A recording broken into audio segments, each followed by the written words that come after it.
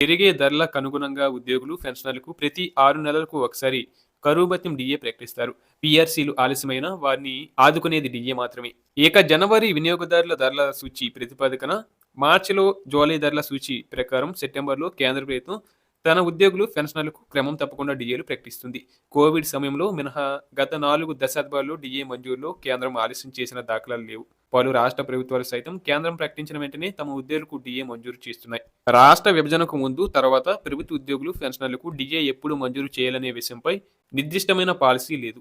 ఈ కారణంగా 2 తెలుగు రాష్ట్రాల్లో డీఏ ప్రకటించడం ఒక కానుకగా, పాలకుల దయగా మారిపోయింది. కాంగ్రెస్ ప్రభుత్వం కొలువు తీరే నాటికి బీఆర్ఎస్ ప్రభుత్వం 3 డీఏలు పెండింగ్‌లో పెట్టి అధికారం నుంచి దిగిపోయింది. ఈ 2 ఏళ్ల కాలంలో మరో 4 డీఏ కిస్తులు బకాయి పడ్డాయి. జూలై 2023, జనవరి 2024 నుంచి 3.64% చొప్పున, జూలై 2024 నుంచి 2.73%, జనవరి 2025 నుంచి 1.82%, జూలై 2025 నుంచి 2.73% డీఏ మంజూరు చేయాల్సి ఉంది. ఇక గత అసెంబ్లీ ఎన్నికల సమయంలో తాము అధికారంలోకి రాగానే పెండింగ్‌లో ఉన్న 3 డీఏలను తక్షణం చెల్లిస్తామని, ప్రభుత్వ ఉద్యోగులు, పెన్షనర్లకు ఇచ్చే డీఏను సకాలంలో ప్రకటించి బకాయిలను నేరుగా చెల్లిస్తామని కాంగ్రెస్ పార్టీ తన మేనిఫెస్టోలో స్పష్టమైన హామీ ఇచ్చింది.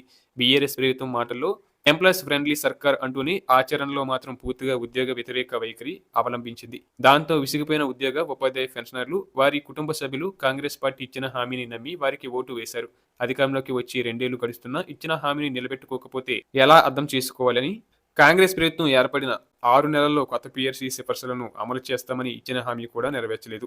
కనీసం డీఏలనైనా సకాలంలో మంజూరు చేస్తే ఉద్యోగులకు కొంత ఊరట దక్కేది. ఇప్పటికే రికార్డు స్థాయిలో 5 డీఏలు పెండింగ్‌లో ఉండగా జనవరి 2026 నుంచి మరో డీఏ వాయిదా ఇవ్వాల్సి ఉంటుంది.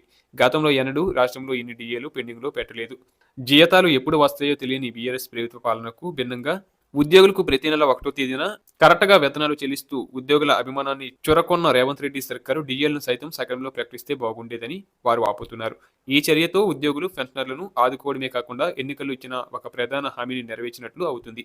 అలాగే ఉద్యోగులకు డీఏ పెంపు అనేది పాలకులు దాతృత్వంతో ఇచ్చే అదనపు మొత్తం కాదు. అది వేతనంలో అంతర్భాగం. ఉద్యోగుల చట్టబద్ధమైన హక్కు. నిధుల కొరత పేరు చెప్పి డీఏలు ఆపడానికి వీల్లేదని పశ్చిమ బెంగాల్ ఉద్యోగుల కేసులో ఈ ఏడాది సుప్రీంకోర్టు ఇచ్చిన మధ్యంతర ఉత్తర్వులను రాష్ట్ర ప్రభుత్వాలు బేఖాతరు చేయడానికి వీల్లేదు. ప్రస్తుతం రాష్ట్ర ఆర్థిక పరిస్థితి కాస్త క్లిష్టంగా ఉన్నప్పటికీ ఉద్యోగుల పట్ల ప్రభుత్వ నిబద్ధత, ప్రేమను చూపించడానికి డీఏలు విడుదల చేయడం ఒక సానుకూల సంకేతంగా ఉంటుంది. కొత్త ప్రభుత్వానికి సమయం ఇవ్వాలనే భావనతో ఉద్యోగులు 2 ఏళ్లు ఓపిక పట్టిన విషయం మర్చిపోకూడదు. ప్రభుత్వం పలు అభివృద్ధి, సంక్షేమ కార్యక్రమాలకు నిధులు కేటాయిస్తూనే ఉంది. ఉద్యోగుల సంక్షేమాన్ని కూడా అంతే ప్రాధాన్యత గల అంశంగా చూడాలి.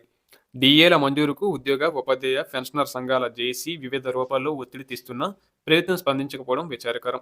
కేబినెట్ సబ్ కమిటీతో జేఏసీ చాలాసార్లు చర్చలు జరిపినప్పటికీ సానుకూల నిర్ణయం వెలువడకపోవడం ఉద్యోగులకు తీవ్ర నిరాశ కలిగిస్తుంది.